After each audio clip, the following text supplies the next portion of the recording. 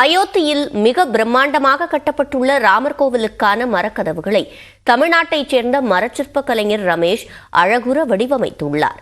அது குறித்து விளக்குகிறது இந்த தொகுப்பு. உத்தரப்பிரதேச மாநிலம் அயோத்தியில் ராமர் கோவில் வரும் 22ஆம் தேதி திறக்கப்பட உள்ளது. கோவிலின் கருவறையில் ராமர் சிலையை பிரதமர் மோடி நிறுவ உள்ளார். விழாவில் இந்து மத தலைவர்கள், துறவிகள், அரசியல் கட்சித் தலைவர்கள், நடிகர்கள் என ஏராளமான பிரபலங்கள் கலந்து கொள்கின்றனர். ராஜஸ்தான் மாநிலத்திலிருந்து எடுத்துவரப்பட்ட கற்களை குடைந்து 350க்கும் மேற்பட்ட தூண்கள் மூலம் ராமர், சீதைக்கு கருவறைகள் அமைக்கப்பட்டுள்ளன.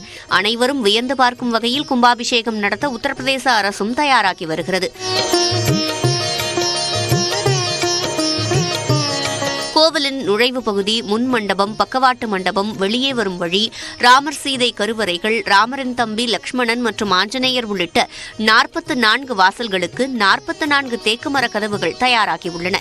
இவற்றை மாமல்லபுரம் அரசினர் கட்டிடக்கலை மற்றும் சிற்பக்கலை கல்லூரியில் படித்த கன்னியாகுமரி மாவட்டம் வெள்ளிச்சந்தையைச் சேர்ந்த மரச்சிற்ப கலைஞர் ரமேஷ் தலைமையில் 50க்கும் மேற்பட்டோர் அழகுற வடிவமைத்து முடித்துள்ளனர்.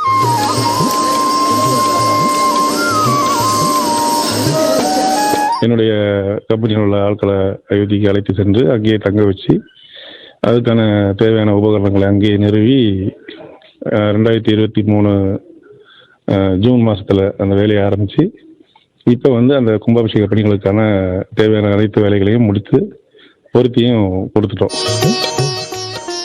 2 யானைகள், 2 தேவகன்னிகைகள் வரவேற்பது போலவும் தாமரை மலர்வது போலவும் முன்மண்டப கதவுகளில் பொறிக்கப்பட்டுள்ளதாக ரமேஷ் தெரிவித்தார். இந்த அயோத்தி கதவுல, கர்ப்பகிரக கதவுல வரக்கூடிய மயிலுடைய உருவன்றது இந்த உருவம் தான். இதை அந்த நிறுவனங்களில் எங்களுக்கு ஒரு கோட்டவியமாக தான் கொடுத்தாங்க, 2D லைன். அதை எப்படி அது ஒரு முப்பரிமாணமாக அதை செய்யணுன்ற கற்பனையே எங்களுக்கே உட்பட்டது. அதை நானாக தான் அதை வடிவமைச்சுக்கிட்டேன், நான் என்னுடைய ஊழியர்களும். அது அந்த அமைப்பு தான் இது. மத்திய பிரதேசத்தில் உள்ள பலாஷா காடுகளில் இருந்து பல 100 ஆண்டுகள் நிலைத்து நிற்கக்கூடிய தேக்கு மரங்களை கொண்டு மரச்சிற்பங்கள் வடிவமைக்கப்பட்டுள்ளன. இவற்றை தவிர பிரதான வாயிலுக்கு 8 அடி உயரத்தில் 12 அடி அகல அளவில் மயில் சிற்பங்கள் அலங்காரத்துடன் 4 மடிப்பு அமைப்பில் கதவுகள் செய்யப்பட்டுள்ளன. முகப்பு மண்டபத்தின் மேல் தளத்திற்கு செல்லும் படிகள் உள்ளிட்டவையும் வியக்கத்தக்க வகையில் தயாராகியுள்ளன. கதவுகளுக்கு செப்பு தகடுகள் பொருத்தி தங்க முலாம் பூசப்பட்டுள்ளது. ராமர் சிலையை கர்ப்பகிரகத்தில் பிரதிஷ்டை செய்வதற்காக கொண்டு செல்லக்கூடிய சிறிய பல்லக்கை செய்து கொடுத்துள்ளதாகவும் ரமேஷ் தெரிவித்துள்ளார். நியூஸ் 18 செய்திகளுக்காக செய்தியாளர் ராபர்ட்.